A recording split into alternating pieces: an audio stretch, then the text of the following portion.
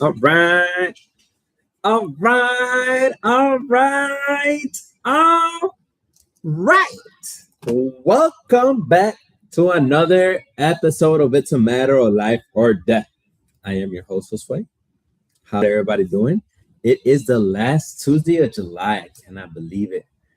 I cannot believe it. We made it through the 7th month of the year. I am in complete shock of how quick this year has gone by. I am in complete shock that it is already almost August, and I am even in more shock that we're about to get into 2027. Like, it's nuts. It's so crazy. I just can't believe it. My understanding of time, it's like I think it's made up in a sense, like we definitely imagine it. Well, not definitely, but I think we imagine it because it's time. Like, no one really knows what's going on. Like, who was it the one that decided the day is going to be 24 hours long? Who was it the one that decided that the sunset is going to set at 7 p.m. or 8 p.m. or like 6 p.m. at that time? Why couldn't it be backwards? Why couldn't it be a.m. when the sun sets? It's just so crazy. I think it's all imagined because, like, our age too. Like, yeah, we were born one day, but like, who decided the years? Who decided a year was gonna be 365 days? I want to meet. If people always one of the questions that are like interview questions, or like not necessarily interview questions, but like those like icebreaker questions. Like, who's your ideal dinner guest type of situation questions? And my ideal dinner guests, dead or alive, is definitely the people that invented one, the clock, two, that invented the years. Like, I want to know the person who figured out each year is going to have 365 days. And on top of that, how do you come about a leap year? Like, I don't understand. It just blows my mind how all of this came together, and now we're just living in it. Now we're 2026 years in, and we're going into 2027 year soon. So I don't know. It's just very like a completely different aspect of mine. Anywho, enough rambling. I won't take much of your time today. We are gonna recap everything that is going on. Well, everything we talked about this past month. There's been a little slowdown on the postings, on the daily posts, because I got to get some things together. We're gonna do kind of like not a restructure, but like change something up, like the way I post them. But also, it's been a very busy time. Summer is always busy. There's a lot going on. I have family here from out of the country. I have family here from like not just one part of the country, like one country out of the country, but I have family here from like multiple countries. So it's pretty crazy. It's been. Hope you guys had a good summer. Hope you guys are enjoying your summer. We are officially entering what I like to say is our last month of summer, August. And it's kind of sad. You guys know I love summer. You guys know I hate winter. Or if you don't know, now you know. And I can't stand to see it go. So with that being said, just hope you guys are enjoying it. If you guys have gotten into some financial troubles for enjoying your summer a little too much, then give us a call, and then we'll definitely help you get out of those financial troubles. At least do our best at it, Okay. Some housekeeping items. Something else I want to remind you guys of is September 12th is our run for your money fundraising event. If you guys aren't familiar, I'm going to post it again. I think we've posted it a couple times. It's definitely pinned on our Facebook. I'm going to post it again this week. I want to say tomorrow, just because there's nothing going on tomorrow on our Facebook. So I want to post it again tomorrow. It is our fundraising event. It starts September 12th. Well, it doesn't start. It is September 12th. It starts at 10 a.m. That's the race time starts, but check-in starts at 9:30. Entry fee is $40, and it's like I said, it's a 5K. If you guys aren't familiar with a 5K, it's 3.1 miles, I believe. Let me double check. I think I googled this before. How far is 5K. And it says 3.1 miles is 5 kilometers. 5K stands for 5 kilometers, which is 3.1 miles. Sorry, you guys are coming down. I got tired of standing. I've been standing and I was working. So 3.1 miles. I knew I Googled this before because when I talked about it previously, I told everybody that I used to run 2 miles because I was like the military standard. It was 2 miles. I used to run 2 miles, and the fastest I did it was like 13 minutes and 30 seconds. So naturally, I want to see how fast I could do 3 miles because that's also a trend right now. If you guys aren't familiar, this summer there was a lot of run clubs. My friends did a lot of run clubs, not just necessarily my friends, but it's very trendy. I saw it on social media. A lot of people do run clubs. So if you're out there in a run club, let's see if you could beat me. That I'm not in a run club. I just run for soccer. So I want to say, but see, that's the thing. I was talking about this last time I brought this up. It's 3.1 miles. Last time I ran the 2 miles, when I timed it, it was like a fast run. So it wasn't like necessarily like long distance running, but I think that's like an average of like 6 minutes and 30 seconds or like 6 minutes and 45 seconds per mile. You can't do that for 3 miles. Whenever the distance goes longer and longer, you have to pace yourself. So I think if I finish the 5K between 20 to 25 minutes, that's my ideal range. If I'm in between that range, then that's great. Because if I finish it, like think about it, if I finish it in 21 minutes, I'm like at a 7-minute mile pace, which is pretty fast. Now, if I finish it at 24 minutes, I'm at an 8-minute mile pace, which is still pretty fast. Now, if I finish it at 27 minutes, that means I'm like a 9-mile pace, which I wouldn't be too sad about it, but I definitely want to be either between 7 or 8-minute miles. So if you guys want to race me, see you on September 12th at 9:30 a.m. And then we'll start racing at 10. Make sure you find me. I will race. I'm going to definitely be helping people check in. I'm definitely going to be helping with the setup and everything, but I'm also going to be racing. Don't get me wrong. I'm signing up. Anyways, now that we got that out of the way, again, I won't take too much of your time because it is the recap day. As you guys know, the 4th Wednesday of each month, we do recap what we talked about this month, and this month was mortgage delinquency. And before we move any further, I just want to emphasize, not just emphasize, but I want to remind everybody kind of what we're here for. You know, we're a non-for-profit organization, and we help people.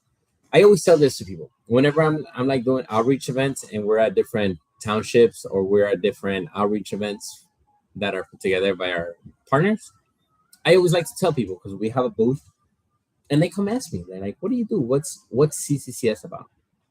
And I tell everybody, we're a non-for-profit organization that helps people take control of their finances before the finances take control of them, or before the finances take control of you. So we'll help you take control of your finances before your finances take control of you, which is important. If you guys aren't familiar with the term or aren't familiar with what, or don't really understand what I'm saying, is because you probably have your finances under control, but it could easily turn around. It could easily flip on you, and then you could make some bad financial decisions. Not necessarily bad, but like some financial decisions that you may be forced into as well. You know, some people may lose their job and they have to rely on credit cards to survive because they don't have enough big enough savings. Some people may get temporarily injured, so they might not be working, so they might not be able to get a regular paycheck. A lot of people in the service industry. See, I play soccer, and I play soccer with a lot of people in the service industry, and they say that all the time. They're like, "Well, we can't get hurt because if we get hurt, we don't work, and if we don't work, then we don't get paid." Like, you know, so definitely different situations call for different measures, and no matter what your situation is, if you're falling into financial trouble, just know that there's help out there. See, this month, like I said, we talked about mortgage delinquency, and even though that sounds a little bit more scarier than it is, it really isn't. And surprisingly enough, this happens to a lot of people. You know, a lot of people, for whatever reason, they might fall behind on their house payments, on their mortgage payments, maybe on their rent payments. You know, you don't know what happens. In my 33, I'm 33 now. I just gave my age to everybody that didn't know already, because I'm pretty sure I talked about my age before. In my 33 years of age, and although this didn't happen when I was 33, this happened when I was 28. In my 28 years of age, I never saw the world shut down. Like literally, the world shut down. That even churches closed. Like I've never seen in my life a church close. Like no matter how bad the weather was, no matter how bad the sickness was, no matter what, a church has never closed. But when COVID happened, it closed, and nobody expected that. So always expect the unexpected. I think that's a good say. Like whenever it comes to like emergencies, nobody expects an emergency. Emergencies just kind of happen. So if you do find yourself in an emergency and you can't pay your mortgage, your credit card bill, maybe your rent, or maybe your car, no, give us a call. We offer no judgment, no cost, and no obligation counseling meetings. That's the best thing about us. I always, well, not I always, everybody in our organization, I say, is no cost, no obligation to you. We are gonna talk to you. We're gonna walk you through your finances. We're gonna walk with you through your expenses. Let me just see this. Okay, I just wanted to make sure it was counting. We're gonna with you through your expenses. We're gonna walk with you through your income. We're gonna walk with you through your spending habits. And at the end of the day, we're gonna build you a budget. Build you a budget custom made for your situation. What does that mean? For your income, we're gonna build you a budget taking your income into consideration. Maybe you are a married person and you have a combined income, a combined account. So we're going to take both of those incomes into consideration, and we're going to take both of the expenses of both income getters into consideration. And we're also going to take the spending of both people into consideration. Then we'll also look at your family size. Maybe, like I said, if you're married, then you have 2 incomes, but then you might have 3 kids. That's a family of 5. That's 5 heads that had to survive off those 2 incomes. Maybe you're single and it's just yourself. That's 1 head that has to survive off of the 1 income. Maybe you're single and you have 3 kids. That's 4 heads having to survive off of 1 income. So we'll take that into consideration. And again, we'll go through your needs. We'll go through your wants. We'll help you identify both. And we'll definitely help you identify both. Sometimes you think a want that you have may be a need. Sometimes it may be, but sometimes it may not, and we'll definitely help you identify that. And at the end of the day, like I said, you'll definitely get a budget tailor-made to your situation, whether you're behind on rent or whether you're on top of rent and you want to buy a house, whether you're behind on your mortgage or maybe you're on top of your mortgage and you want to upgrade your house or maybe downgrade because you had kids that grew out of their nest, empty nesters, and then you had like this 5-bedroom home and now you want to go down into a condo. We'll definitely help you cross that bridge with an appropriate budget. Now, when we give you this budget, this is when the no cost and no obligation comes back. Because when we give you this budget, it is up to you to follow it. We always say no one cares more about your money than you do. Because at the end of the day, that's true. Nobody's going to tell you how to use your money and then you follow them. Exactly. Like you have to decide how you want to use your money. You have to decide how you want to spend everything that goes into your bank account. The person that's swiping or that's entering the numbers whenever you make purchases is you. So don't ever feel obligated to follow our counselors' suggestions if you think you know better than them. But just know that we're here to help you. And that's literally our mission. That's literally the point of our organization is just to help people that are in need. Not necessarily that want it, but are in need, people that need the assistance. Like I said, not everybody needs help managing their finances. We always, every time I've gotten on here, not every time, but a lot of times that I've gotten on here, I always say like, it's okay if you have your finances put together, that's fine, but you never know how your neighbor's doing. You never know how your friends doing. You never know how your brother's doing. Finances are always such like a sore topic, not like a sore topic, but like they're a sensitive subject for a lot of people, and they might be a little shy to ask for help. Nobody's gonna be like, "Oh, I'm so broke, I need help. I can't make my mortgage payment," because then they might be embarrassed to say that. So definitely take that into consideration if you hear somebody talking about it. Again, we are here to help. We're not here to take your money and then put you in deeper financial trouble. All we're trying to do is help you take control of your money. because we don't want you to end your month, or we don't want you to have too much month at the end of your money. We want you to have too much money at the end of each month. So with that being said, going back into our mortgage delinquency topics, what we talked about is first week, I kind of introduced that, kind of explained through the days. I'm not going to break down the days because I really want you guys to go back and look at the videos that I've posted in the past. That way you know exactly what I've talked about. And then you could get the actual information from those videos. Also, I talked about the different kinds of time frames of delinquency. Again, main thing to understand is that you're not the only person that falls behind on their mortgage payment. However, you might be the only person to be proactive about it, and that goes a long way. And that is what I'm here to tell you, is be proactive about it. The sooner you reach out to your debtors, I always say you're the first line of defense with your debtors. You're the first line of defense with your mortgage lender. You're the first line of defense with your credit card companies. At any point that you realize that you're not going to be able to make that payment, reach out to them. Let them know, like, hey, this is my situation. This is what I'm going through. I won't be able to make this payment, but I want to make it right. How do I go about catching up or making the payment correctly? You have to decide that. You have to be able to take on to that responsibility, and that will only benefit you in the long run. So again, I won't go through the days, but definitely look into that. Don't get scared. Don't panic. If you are going to fall behind, it's best for you to reach out and then reach out to your lender and maybe see what you can do.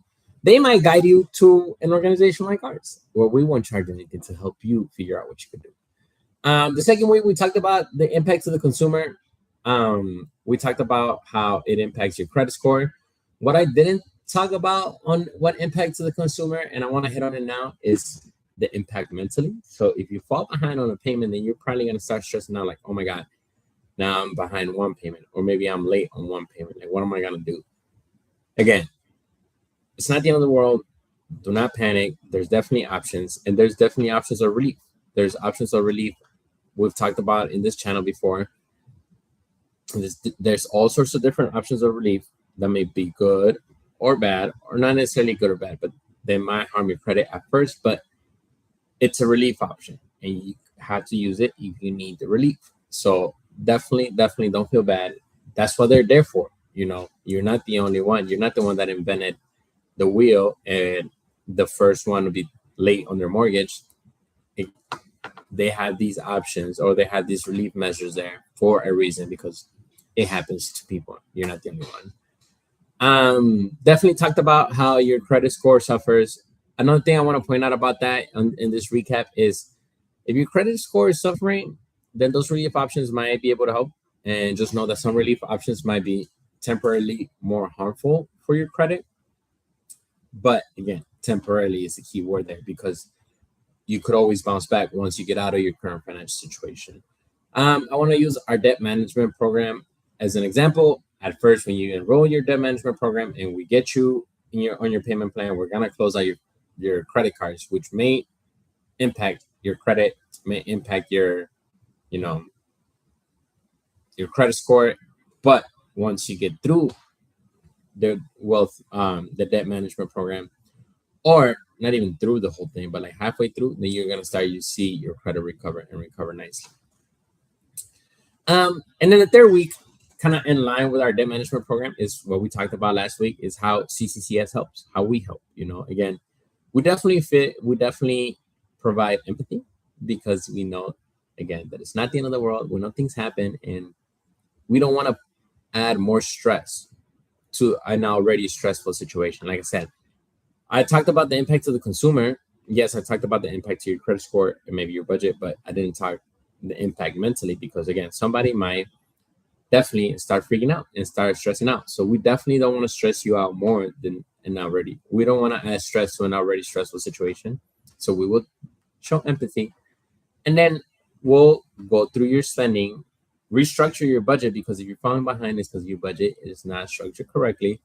And then we're going to look at all your options, because maybe an option might be a relief option, or maybe an option is just getting out of the residence. Maybe the option is something that you might not be able to find on yourself, or maybe you might be able, or the situation might be a little harsh to face by yourself, and it might be hard to come to terms with.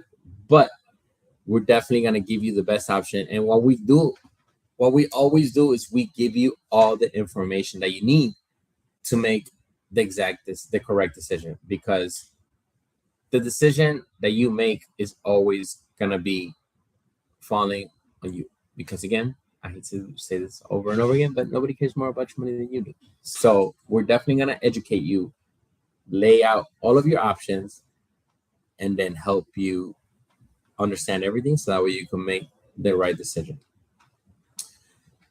So with that being said, I want you to take this into consideration. If you ever hear anybody talking about financial troubles, if you ever hear anybody of your friends saying that they're either behind on a payment, or maybe they lost their job, or maybe they're not getting paid,